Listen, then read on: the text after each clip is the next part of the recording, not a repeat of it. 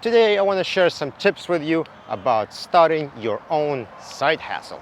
Now, side hustle, if you don't know, it's a thing that you do in addition to your 9 to 5 in order to either supplement your income or starting a new business slowly in hopes of switching to that eventually. What I do is I started my own computer programming side hustle, so I have a website where I sell apps. And today I want to share a few tips that helped me get started and keep going. Now, where I want to start is time and time management. Now, everyone's got ideas that they want to do this, they want to build this application, they want to become a graphics designer, they want to do something, they have ambitions and goals.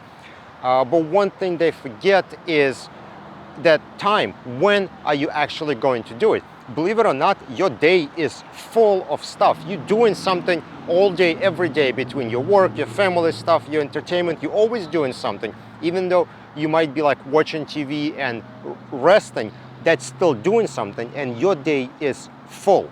So that's why when you're planning your activities, you have to figure out what you're going to be doing them instead of. So let's say you watch TV for 2 hours, you say, okay, I'm going to be watching TV for 1 hour, and in another hour I'm going to spend on working on graphics design, making business cards for people or something like that.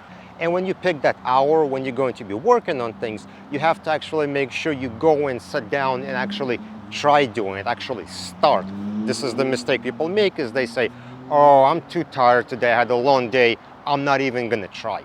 Well, whatever time slot you pick, you have to sit down and at least make an attempt at doing something. So for example, my job is programming, my side hustle, not the job, is programming. So I may say, all right, it's too tiring, I don't think I can figure out new algorithm today. So I may sit down and I just start looking at it, maybe looking at some code, and then I realize, you know what, I need a new user interface design. That's simple, that doesn't take a lot of brain activity. So let me just start putting text boxes and labels on the screen. And that'll get me moving, at least I'll make some progress. And then maybe after a while, like I feel like, you know what, maybe I should write some code. Or maybe not, maybe I'll just stop right there, but at least I have made a progress. And if I sit down and try to do something and it's not working, well, it didn't work out.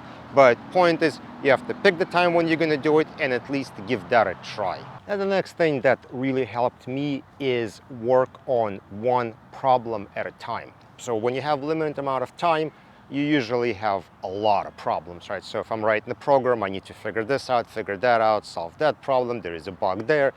Well, there often I have problems that I don't know solutions to, right? I need to figure them out. I need to sit down and spend some time with them. And so what I do is I pick one problem and I get completely obsessed over it. All I'm thinking is about that specific problem. Let's say I had a recent problem, how to connect to SharePoint server remotely. Apparently it's a very complicated process. So here's the interesting thing that happens when you obsessed over a problem is you think about it when you on the computer, when you off the computer, when you taking a shower, when you walking, you keep thinking about that problem and how to resolve it. And your brain works kind of like Windows, right? You have an application running, and whenever you stop thinking about a problem, like you minimize the window, your brain still keeps working on the problem. It's weird, but it does work. And after a while, your brain may come up with a solution without you knowing about it. It's like one day you're doing yard work or something like that, and it's like a pop-up notification happens in your brain and goes like, oh, try that. And then you run to a computer and you're like, all right, let me try this. Oh, it worked, So you can have one of those realizations. So obsess over one problem at a time, and the brain will come up with a solution for you. Now the last tip is kind of dangerous, but it worked well for me, so I'm going to share it with you. And it is keep your work and play close together. So here's what I mean by that. Let's say we watching a movie with a family. Of course, we would be doing that on the living room TV, and we're all would be together. But if I happen to be watching YouTube by myself, or maybe some movie that only I'm watching, I would be doing that on my computer. And when I'm doing that, I have all my programming stuff open, right? My Visual Studio, everything. And as I'm watching a movie, I may get to a boring part, or maybe I get tired of it, or maybe I get that one of those pop-up notifications in my brain saying, hey, try this. Well, I am right there at my computer and I'm ready to switch to my programming tasks and work on those for a little while. Like, the reason why it works is if I was in the living room and I was watching TV and I suddenly get an idea, well, I would have to go to the other room, turn on the computer, open all the applications. I'm not gonna do that. In fact, what I'm gonna do is I'm gonna say, oh, I'll remember it and I'll try it later. And that's a lie, of course, because I'm gonna forget it next time if I don't write it down.